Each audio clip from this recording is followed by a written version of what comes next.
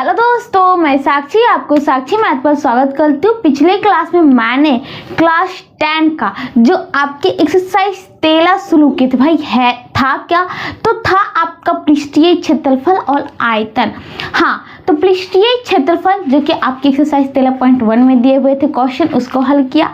उसके पश्चात एक्सरसाइज 13.2 में जो थे आयतन से संबंधित क्वेश्चन थे और उसको भी हमने हल कर दिया। ठीक है भाई, अब होती है भाई क्या, उससे अब क्या किया भाई, अब सब फेट फाट के देला। ठीक है, तो अभी हम जो शुरू करने जा रहे एक्सरसाइज 13.3। ठीक है, तो वीडियो को स्किप मत कीजिएगा, अंत तक जरूर देखिएगा और जो नए हैं इस चैनल को सब्सक्राइब भी करिएगा। ठीक है भाई, तो पहले हम ये बता देते हैं कि आपको एक्सरसाइज 13.3 में आपके किस प्रकार के क्वेश्चन पूछे जाएंगे।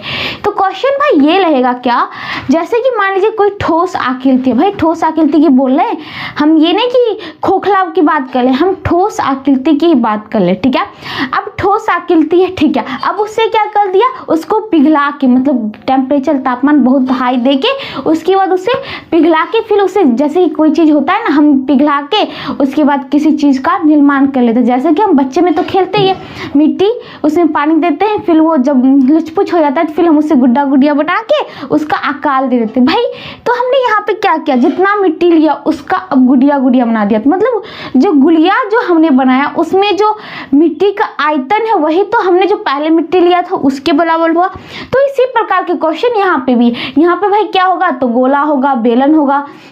तो जैसे कि यहाँ पे गोला को पिघलाया, बेलन बनाया, या बेलन को पिघलाया या शंकु बनाया, तो यहाँ पे ठोस आकृति होगी क्योंकि जो पूरा ठोस होगा, अंदर में बिल्कुल भी खोखला नहीं होगा। तो जो उसमें बनाने में जितना भी हमें, जैसे कि मान लीजिए लोहा का गोला है, उसमें जितना भी लोहा लगा उसे पहले हम पिघला लेंगे भाई, उसके बाद हम उसे बेलन के रूप में ढाल लेंगे। तो जो हमारा गोला था भाई जितना आयतन का, वो आयतन हमारे किस में आ गए, तो बेलन में आ गए। तो इस प्रकार के आपके जो क्वेश्चन एक्सरसाइज 13.3 में पूछे जाएंगे। ठीक है, तो जैसे कि हमारा पहला क्वेश्चन है, देख लीजिए आप क्या है भाई।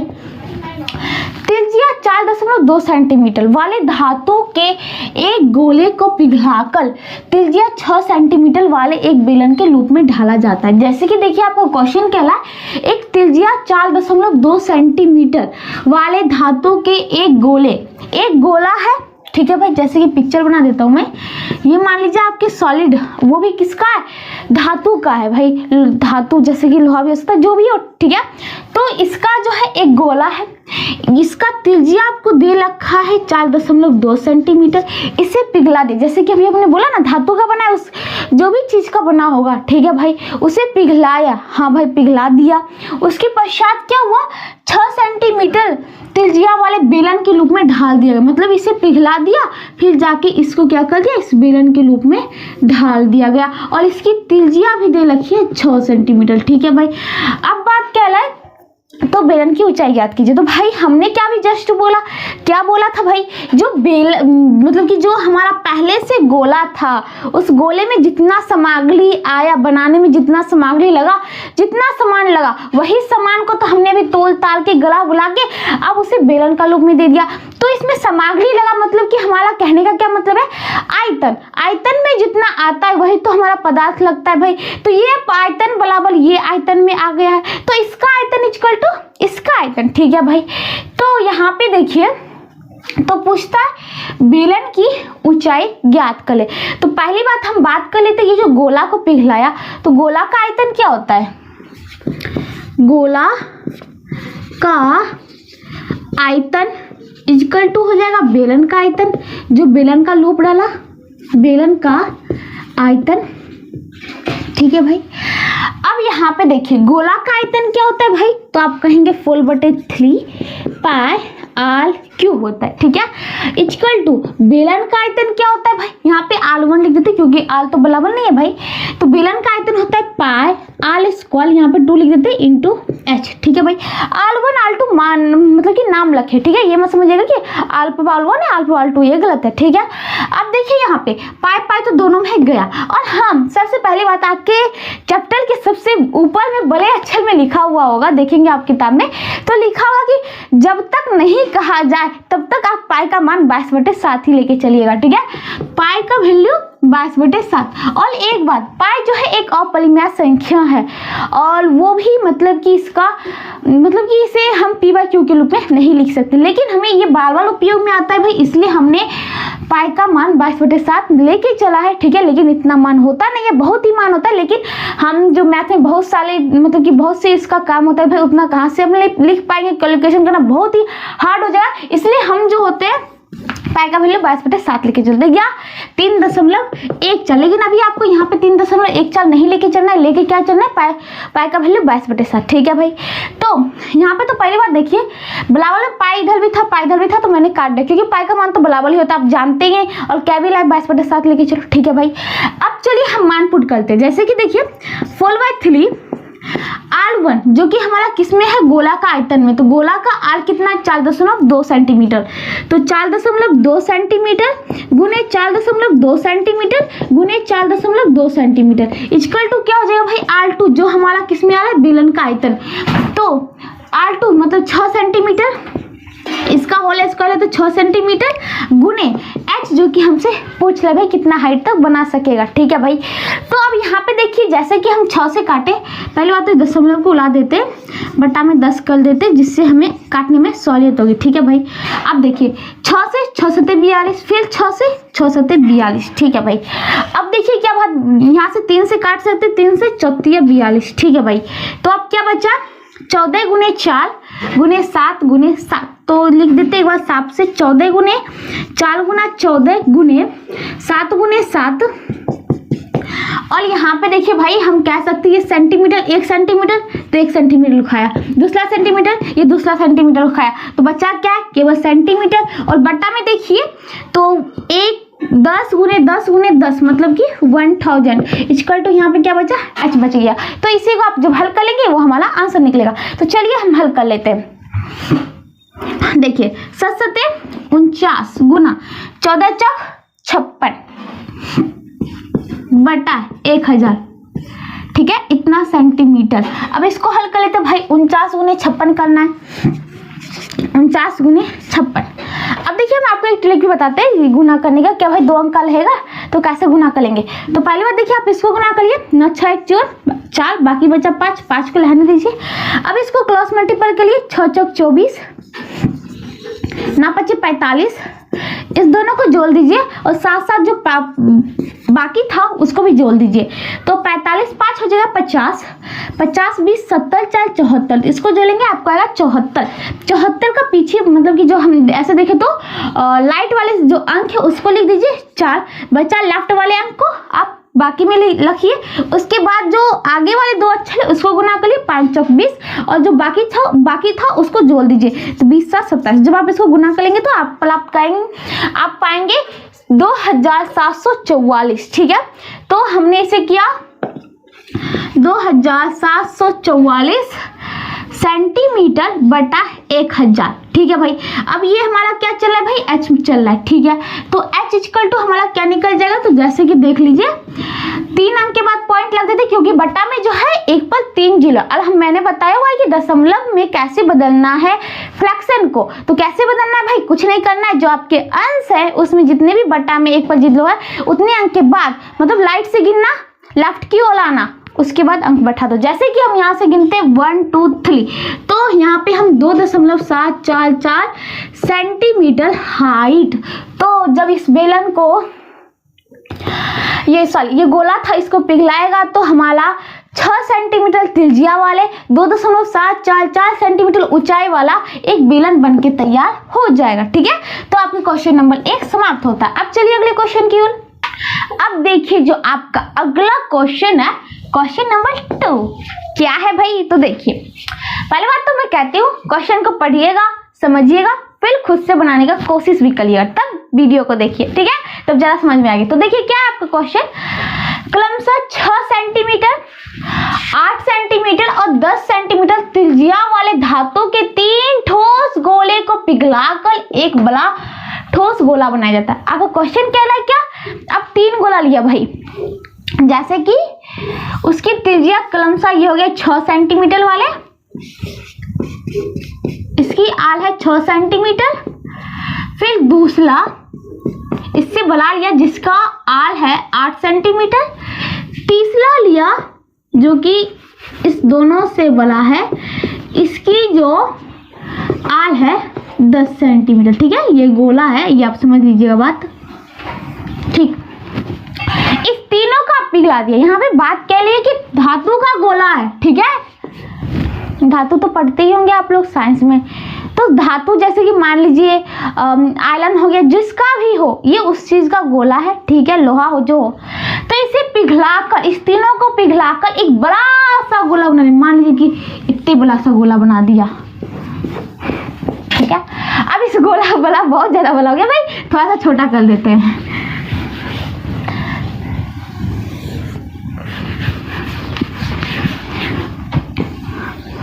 ठीक है, ये मान लीजिए। अब इसके भाई पूछ रहा है कि तिल्जिया क्या, बलाल की, बला बिल की, बला तिल्जिया मान लीजिए।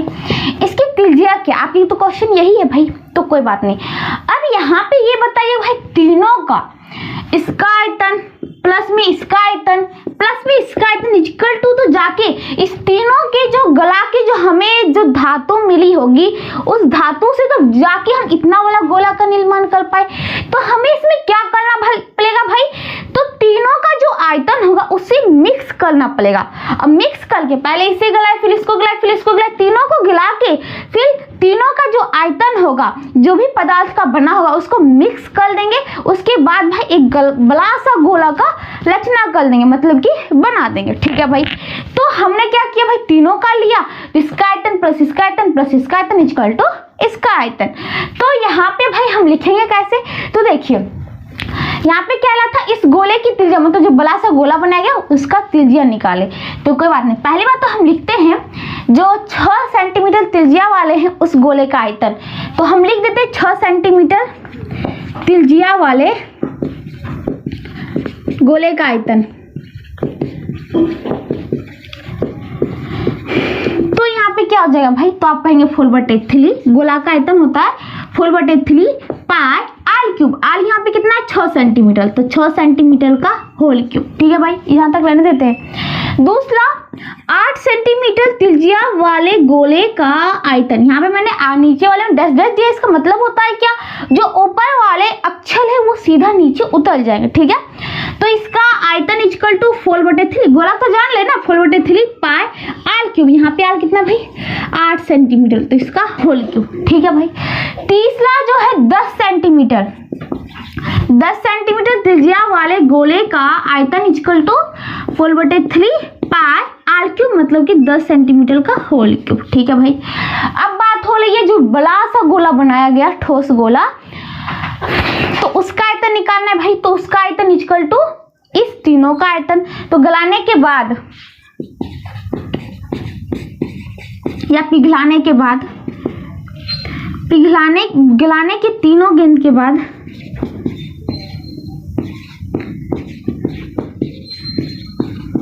बना एक बड़ा सा गोला का आयतन, गेंद लिखा गया, सॉरी गोला।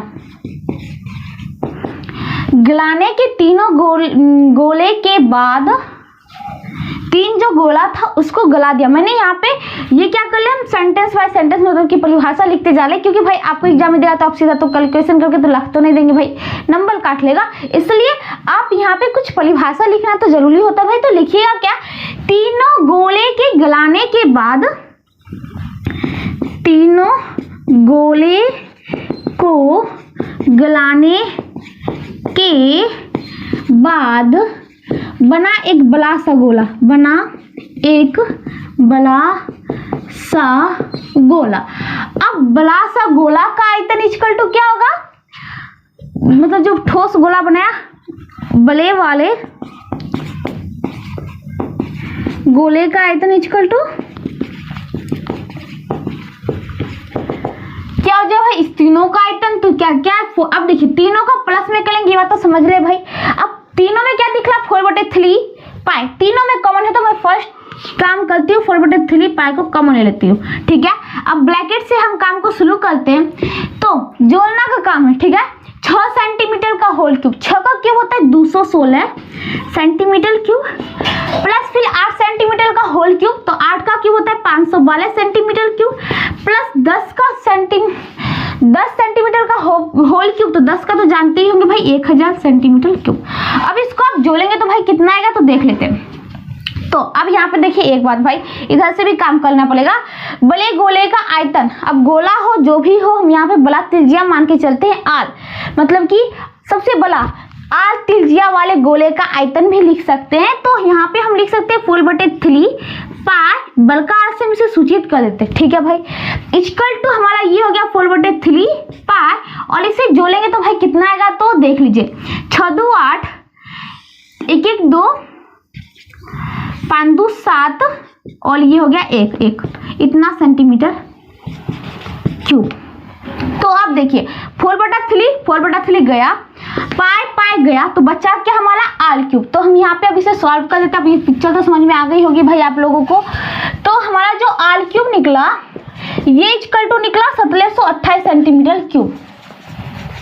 अब सोचिए भाई, सोचिए क्या सोचना है भाई, 1728 जो है वह किसका क्यूब हो सकता है।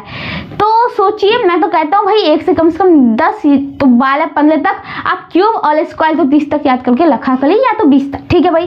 तो आप जब याद तो किए होंगे तो आपको जरूर याद होगा, तो आप हमें कमेंट करके बताइएगा, ठीक है। तो मैं बोल रही हूँ इसका जो होता है आर इक्वल टू, ये जो है मतलब कि 1728 12 का क्यूब है, तो आर इक्वल टू हमारा हो जाएगा 12 सेंटीमीटर, ठीक है। तो इसका आंसर आपका निकलता है 12। तो इसी के साथ आपका जो था क्वेश्चन नंबर 2 भी खत्म होता है। तो इसी के साथ आपका क्वेश्चन नंबर जो 2 था वो भी पूरा खत्म होता है भाई।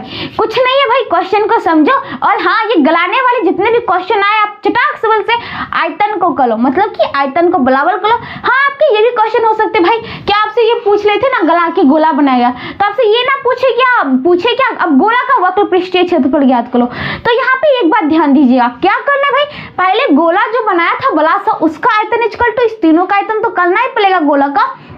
उसके बाद जो हमारा यहाँ से आर निकलेगा, उस आर से मतलब त्रिज्या से जो हमें कार्य है निकालने के लिए वक्र पृष्ठीय क्षेत्रफल या जो भी उपकल पृष्ठीय क्षेत्रफल, तो वहां से हम काम करके निकालेंगे। ये नहीं कि हमने ये आयतन निकाला उसके बराबर वक्र पृष्ठीय क्षेत्रफल कर दिया, ये बिल्कुल गलत हो जाएगा, ठीक है। ये बात को ध्यान दीजिएगा, ठीक है भाई।